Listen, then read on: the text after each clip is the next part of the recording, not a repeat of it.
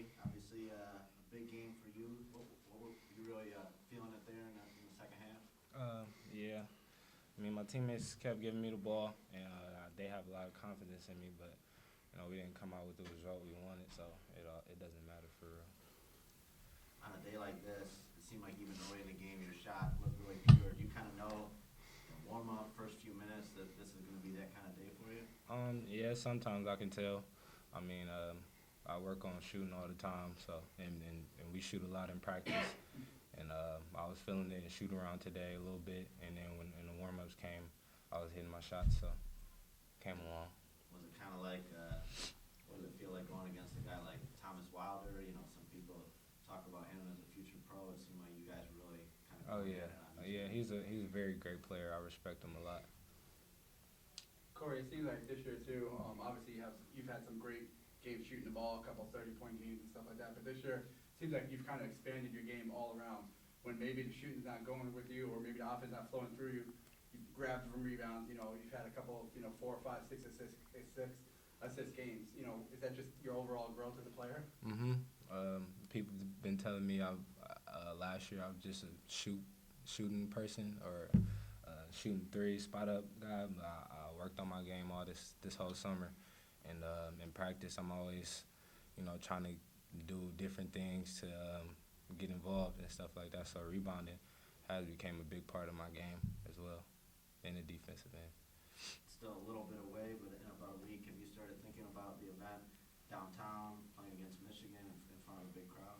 I mean, yeah, we've been taking it one game at a time, but of course that's a big game, so it's been in the back of my head for a while.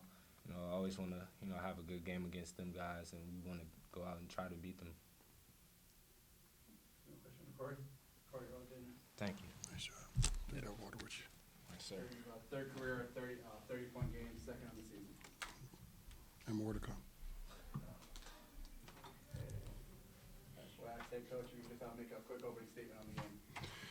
Yeah, again, another tough home loss. Again, quite frankly, just a little disappointed. That the lid was on the rim for us a little bit tonight, and atypical for us too is just our inability to take care of the basketball. And so, it seems like when you take one step forward in one area of the game that you're concentrating on, you might take, a couple steps back in the other. But, overall, our hats go off to Western Michigan. Steve Hawkins is always great to see Hawk. Having worked for him at Western Michigan, I had such a delightful time winning MAC West championships with him, as well as recruiting some really talented players that end up leading to a 2014 NCAA tournament berth, out there in Kalamazoo. But, getting back to the game, I thought that we did a particularly good job adjusting to a different approach tonight in the zone. But, as we roll out, different ways to find, success defensively,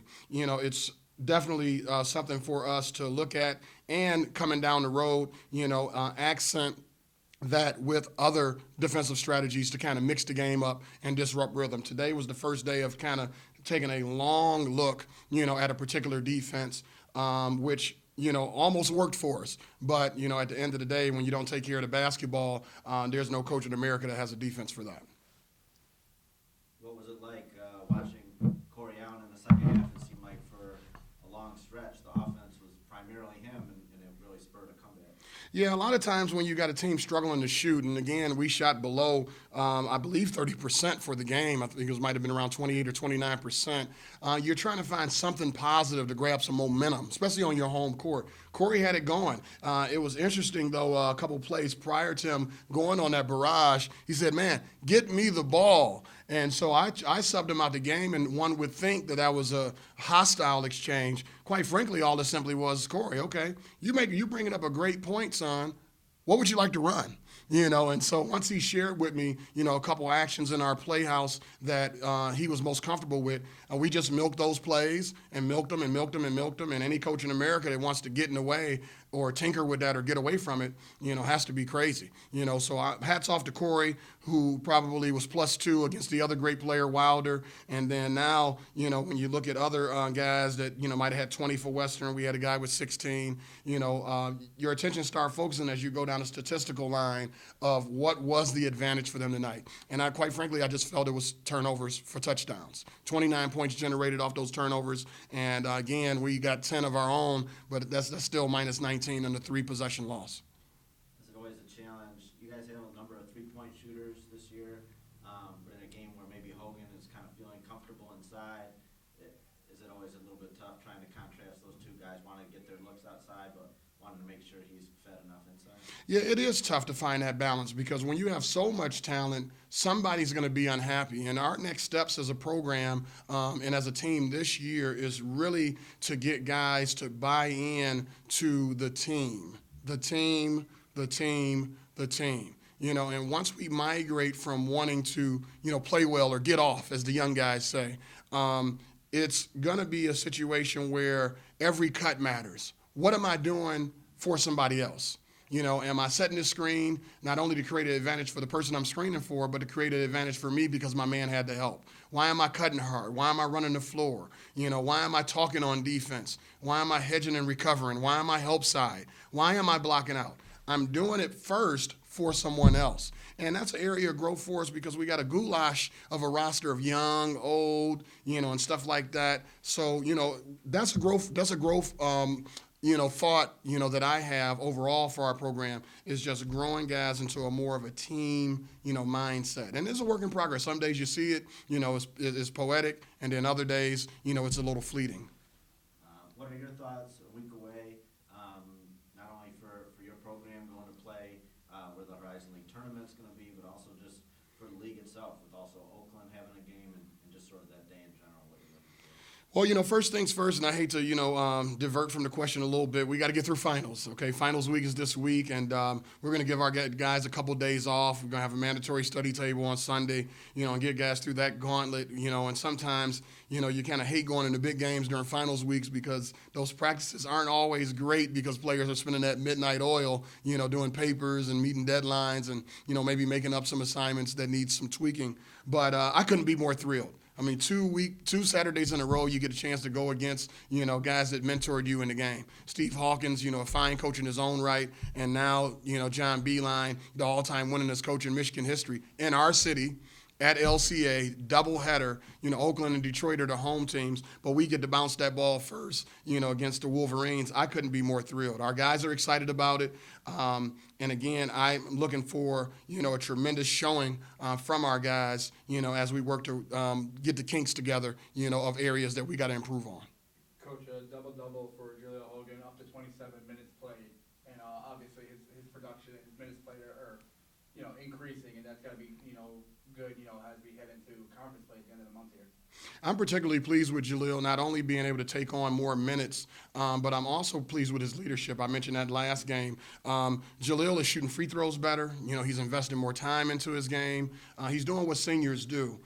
He's making sure that we're staying connected. That whole team ideology that I was, talking about previously is something that Jaleel has embraced fully, and he's been very helpful to our coaching staff with regards to that. Seeing him not only have a double-double is heartwarming, but like we mentioned earlier, finding that balance between him sucking defense in, which might allow us to get easier shots for others, is going to be a big part of what we do. And so I was particularly pleased with his efforts and the things that he brought to the table, just missing 2 shots, 5 for 7, 6 for 8. That's a really, really good day to build on.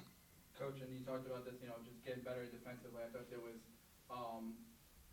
a play there that, really just showed, I guess, the hustle that, you're looking for out of your players there, where Jermaine Jackson Jr., a freshman nonetheless, he has the one steal there, comes down to the corner there, the Titans turn it over, they go to make the long pass, but he is running back on defense. He's able to get that other steal. So I know when you look at that, that's the hustle you're looking for out of the team, especially out of a freshman. Oh, without question. Those plays right there jump out at you. I think we had, instances where a charge was taken. We had instances where we got rebounds. Let's talk about what today's goals were. Today's goals were to cut down offensive rebound, and we gave up 14 against Toledo. I think we cut that down to 9. We might even won that category, I think 13-9 today. Mission accomplished. We wanted to not get out-rebounded. I think mission was accomplished there. We wanted to make sure we made our free throws. Mission was accomplished there. We wanted to shoot the ball better, obviously, and get a lower volume, of threes, taken. But we're a 3-point shooting team. That's just what we are.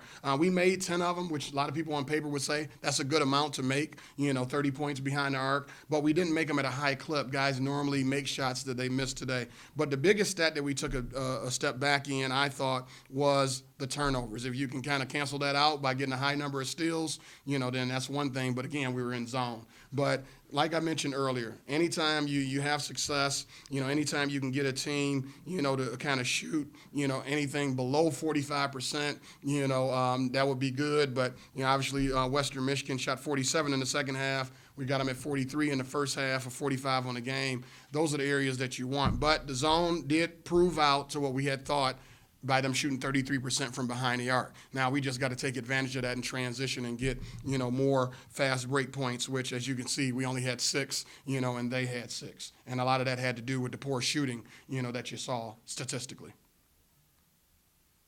Coach, all good. Thank you. Thank you.